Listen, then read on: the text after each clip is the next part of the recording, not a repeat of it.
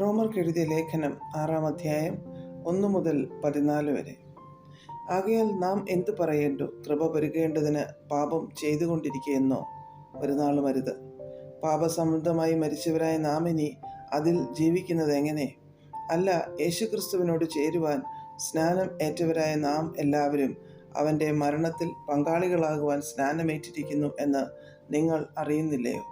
അങ്ങനെ നാം അവൻ്റെ മരണത്തിൽ പങ്കാളികളായി തീർന്ന സ്നാനത്താൽ അവനോടുകൂടെ കുഴിച്ചിടപ്പെട്ടു. ക്രിസ്തു മരിച്ചിട്ട് പിതാവിൻ്റെ മഹിമയാൽ ജീവിച്ചെഴുന്നേറ്റതുപോലെ നാമും ജീവൻ്റെ പുതുക്കത്തിൽ നടക്കേണ്ടതിന് തന്നെ. അവൻ്റെ മരണത്തിൻ്റെ സാദൃശ്യത്തോട് നാം ഏകീഭവിച്ചരായെങ്കിൽ പുനരുത്ഥാനത്തിൻ്റെ സാദൃശ്യത്തോടും ഏകീഭവിക്കും. നാം ഇനി പാപത്തിന് അടിമപ്പെടാതെ വണ്ണം പാപശരീരത്തിന് നീക്കം വരേണ്ടതിന് നമ്മുടെ പഴയ മനുഷ്യൻ അവനോടുകൂടെ ക്രൂശിക്കപ്പെട്ടു എന്ന് നാം അറിയുന്നു. അങ്ങനെ മരിച്ചവൻ പാപത്തിൽ നിന്ന് മോചനം പ്രാപിച്ചിരിക്കുന്നു. നാം ക്രിസ്തുവിനോട് കൂടെ മരിച്ചുവെങ്കിൽ അവനോട് കൂടെ ജീവിക്കും എന്ന് വിശ്വസിക്കുന്നു.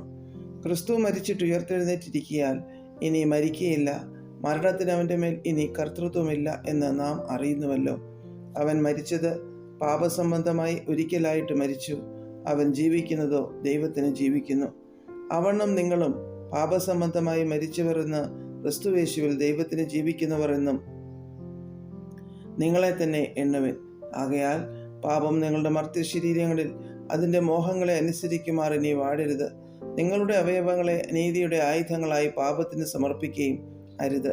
നിങ്ങളെ തന്നെ മരിച്ചിട്ട് ജീവിക്കുന്നവരായും നിങ്ങളുടെ അവയവങ്ങളെ നീതിയുടെ ആയുധങ്ങളായും ദൈവത്തിന് സമർപ്പിച്ചു കൊള്ളുവിൻ. നിങ്ങൾ ന്യായപ്രമാണത്തിനല്ല കൃപയ്ക്കത്രേ അധീനരാകയാൽ പാപം നിങ്ങളിൽ കർത്തൃത്വം നടത്തുകയില്ലല്ലോ.